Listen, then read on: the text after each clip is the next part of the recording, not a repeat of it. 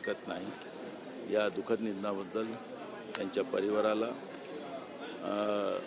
मी हे सगळं दुःख सहन करण्याची क्षमता ईश्वर प्रदान करो आणि त्यांच्या आत्म्याला शांती प्राप्त हो, एवढंच बोल। सर नाशिक में 1270 मराठी ना काल रवींद्र चव्हाण आणि एकनाथ शिंदे यांच्यात बैठक झालेली आहे आणि कुठेतरी महायुती म्हणून समोर जायचं आहे आणि असं देखील ऐकायला मिळतं की काही ठिकाणी एनसीपीला मात्र बाजूला करायचं, एनसीपी अजित पवार या पक्षाला।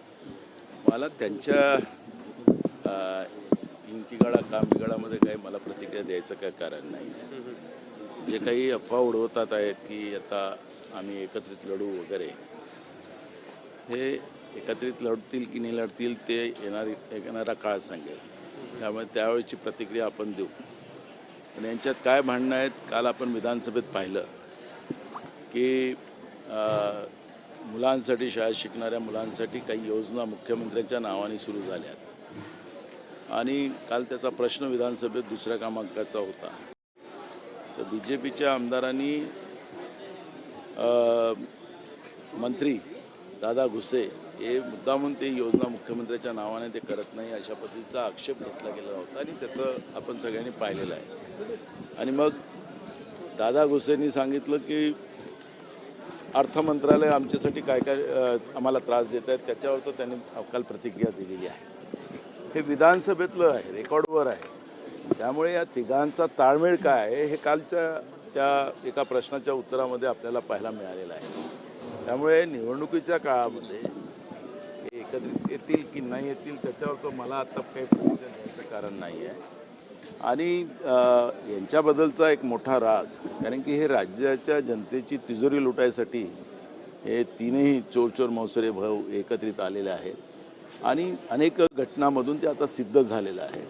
त्यामुळे मला असं वाटतं की जनतेमध्ये या सरकारच्या बद्दलचं मत एकदम खराब आहे आणि लोक आता यांना घरी पाठवायची तयारी करतील।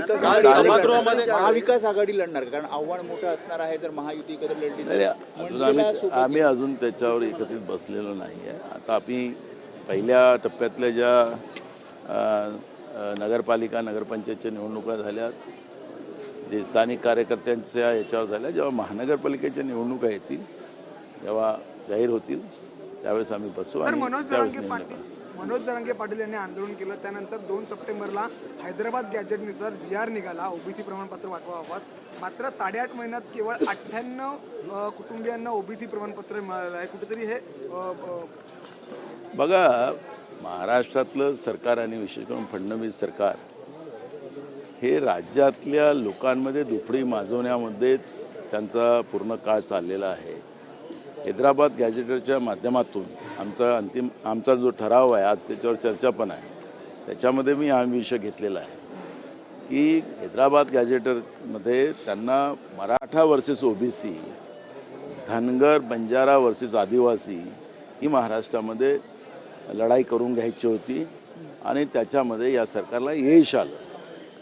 अनेक जिल्ह्यामध्ये, अनेक गावांमध्ये या पद्धतीचे मोर्चे वेगळ्या वेगळ्या पद्धतीनं वेगळ्या वेगळ्या जातीच्या लोकांनी केलेले आहेत आणि त्याच्यामुळे राज्यामधलं जे आपसी मतभेद प्रत्येक जातीमध्ये निर्माण करण्याचं जे धोरण या सरकारने केलेलं होतं त्याच्यात त्यांना यश मिळालेलं आहे। पण आता लोकांना कळलेलं आहे, जो प्रश्न आपण विचारला त्या प्रश्नामध्ये त्याच्यामागचं तेच कारण आहे की आखरी सरकारला जे पाप करायचं आहे हे राज्य विकायचं आहे। जसं जमिनी विकायच्या आहेत महाराष्ट्रातल्या, त्यांच्या बगलबच्च्यांना द्यायच्या आहेत, मुठभर काही उद्योगपत्यांना द्यायचं आहे, राज्याची तिजोरी लुटायची आहे आणि त्याच्यामुळे या पद्धतीचं वातावरण निर्माण करून माध्यमामध्ये फक्त हेच चालवायचं आणि बाकीचा कारभार आपण करायचा, अशा पद्धतीचा प्रयत्न या सरकारने केला। उद्धव ठाकरेंसोबत तुम्ही महाविकास आघाडीचे नेते सगळ्यांनी चर्चा केली, काय नेमकी रणनीती ठरते? विशेष करून विरोधी पक्ष नेते पदासंदर्भात काही निर्णय होतोय का? नाही, हे सरकार करणार नाही। त्याच्यामुळे त्या लालीपापच्या मागं काही आम्ही काय तर लागत नाही। त्यामुळे या सरकारला लोकशाही मान्यच नाही आहे। त्याच्यामुळे ह्याच्यावरचं हे काही मंथन करायचं काही कारण नाही आहे। ज्या सरकारला लोकशाहीच मान्य नाही, जिथं आम्ही 2 आमदार असताना आम्ही विरोधी पक्षनेता काँग्रेसने त्या काळात दिलेला होता, पण यांना ते लोकशाहीच मान्य नाही. त्याच्यामुळे यांच्यावर ज्यांना लोकशाही मान्य नाही त्यांच्याला लोकशाहीची भूमिका सांगण्यात काही अर्थ राहिलेला नाही. काल नाना शिंदे चव्हाणांची काल बैठक झाली. आज सकाळी पत्रकार परिषद चव्हाणांनी घेतली. त्यात ते असं म्हणाले की काही गोष्टी सगळं सांगायची तर एकेकाला सवय असते. दिल्लीला जाऊन सांगायची का टोला लागवला एकंदरीत. मी तुम्हाला काल विधानसभेतलं कामकाज सांगितलेलं आहे, ते रेकॉर्डला आहे. इकडे काय करतात ते जाऊ द्या, पण विधानसभेमध्ये सुद्धा कालचं तुम्ही दादा गुसे आणि ते भोयर राज्यमंत्री आणि भाजपच्या आमदारांनी केलेले प्रश्न तुम्ही थोडंसं दुसऱ्या क्रमांकाच्या प्रश्नावरचं थोडंसं प्रोसिडिंग मागवलं, या लाईव्ह बघितलं तर तुम्हाला कालच त्यांच्या सभागृहातली नुराकुस्ती आपल्याला पाहायला मिळते आहे. त्यामुळे मला असं वाटतं की या सरकारचं बाहेर काय बोलणार पण आतमध्ये काय चाललं ते याच्यातून काल स्पष्ट झालं. इकडे हिवाळी अधिवेशन सुरू आहे. तिकडे सीबीआयने कोळसा खाणींवर मोठी कारवाई केलेली आहे. लिंगाई आणि महामाया कोळसा सिरीजवर मोठी सीबीआय कारवाई सुरू आहे. छापेमारी सुरू आहे. काही पर्सेंटेज पोहोचलं नसेल सत्ता पक्षाला, त्यामुळे हे कोलवाश्री हे सत्ता पक्षाच्याच बगलबच्च्यांचं आहे. त्यामुळे काही टक्केवारी पोहोचली नसेल आणि म्हणून या पद्धतीची कारवाई झाली असेल. ना एक शेवटचा प्रश्न. नवाब मलिक जर का तुम्ही तुमची भूमिका स्पष्ट करत असाल मुंबई महापालिकेसाठी, तर आपण पालिकेसाठी युती करू अशी भाजपची भूमिका आहे.